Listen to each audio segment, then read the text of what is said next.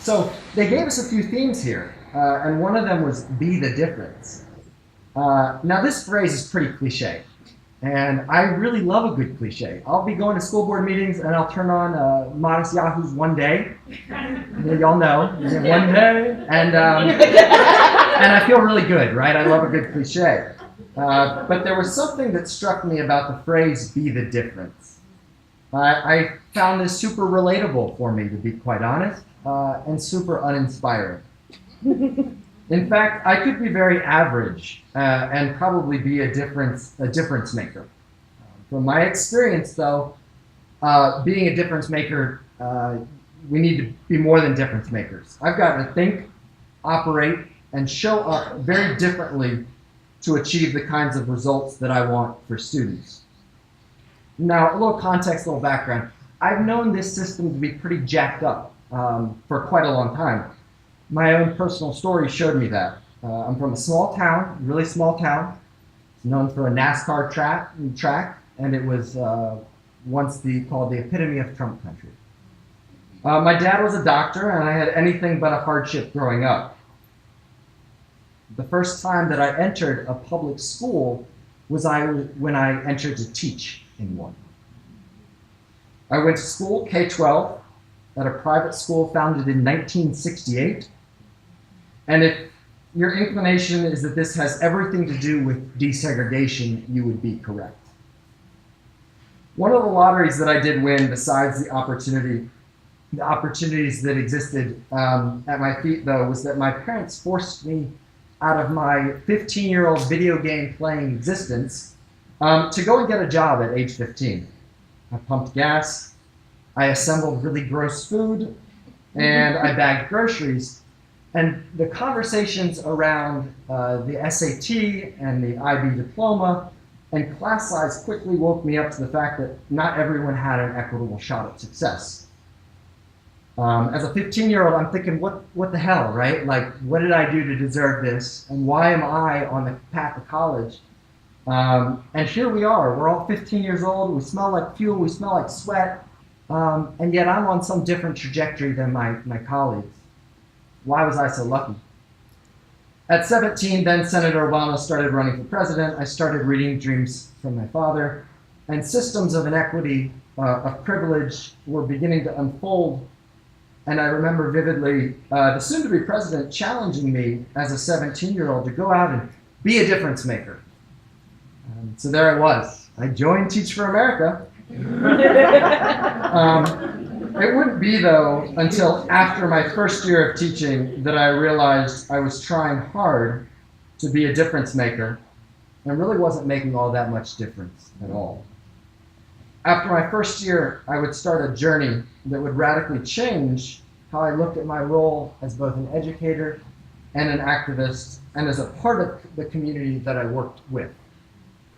I started on a journey from them to us, a journey that took me from serving for others and to others and took me to serving with others. A journey that would take me from arrogance to a little bit of humility. Someone once told me before I stepped foot in a classroom, just remember, Kevin, you aren't Superman, and no one is waiting for you. A play on the documentary on charter schools. Apparently, though, my ego was too large. It was the savior complex, and I had it really bad. I came into my classroom as a motivated young liberal, thinking that I was there to do something for someone. My students were the them. I loved kids and had good relationships with many, but something was really missing. I thought my job was to go to West Charlotte High School, to teach really hard, then go home to a zip code across town, and then plan really hard because they would be there tomorrow. I lacked awareness of the humanity that was so interwoven into my everyday. I was blending some do-gooder mindset with an othering mindset that led me to less than stellar results. I was acting if I made some sacrifice to be teaching in the D building at West Charlotte High School. I was making a difference, sort of. I was doing something, but I wasn't thinking or operating very differently. Now, this was all too common white supremacist thought. It was the kind of difference maker for these kids thought that I think is actually propagating and sustaining a system of oppression and a system of inequity. And here's the part of the story where I'd like to say there was some singular moment or book that I read that shifted the dangerous mindset that I was holding for a large part of my first year. It was an ongoing reflection and challenges to my own privilege and lack of cultural competence.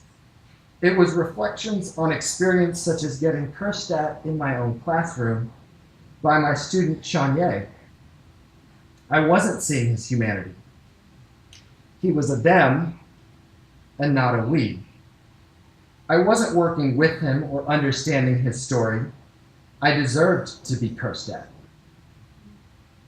The journey took me from seeing my students as some beneficiaries of some great teaching program to seeing my students' true humanity and how we were part of a community on the same team.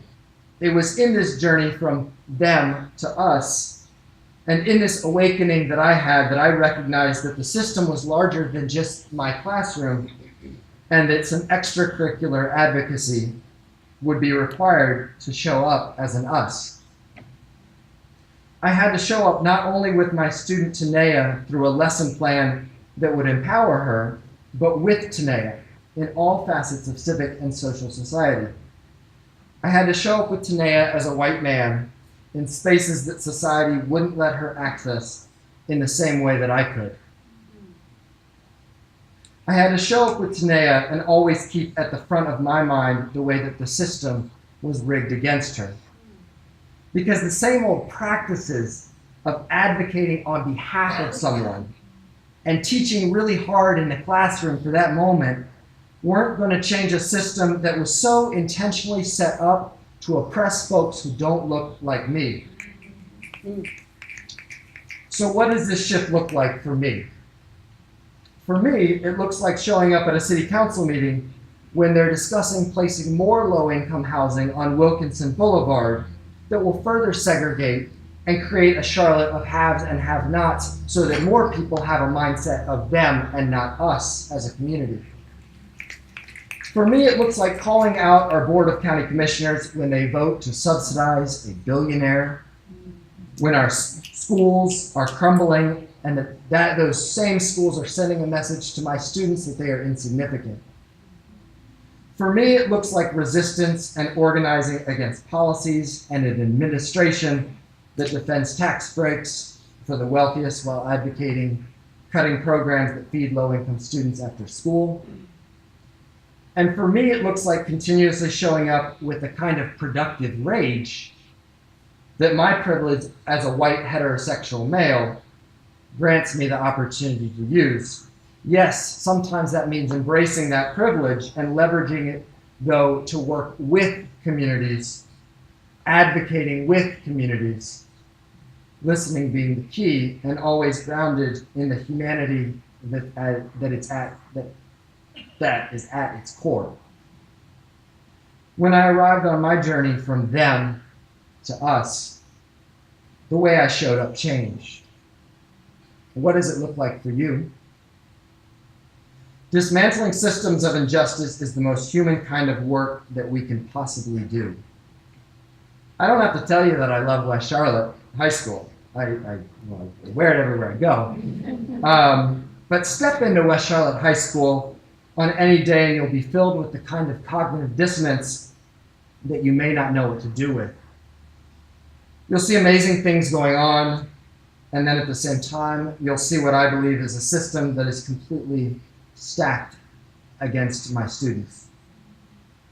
I went from trying to be a difference maker to remembering that I've got to think and operate very differently than folks who look like me have done in the past.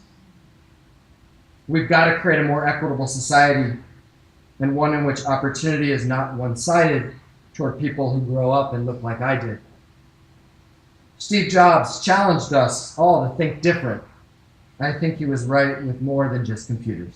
Thank you.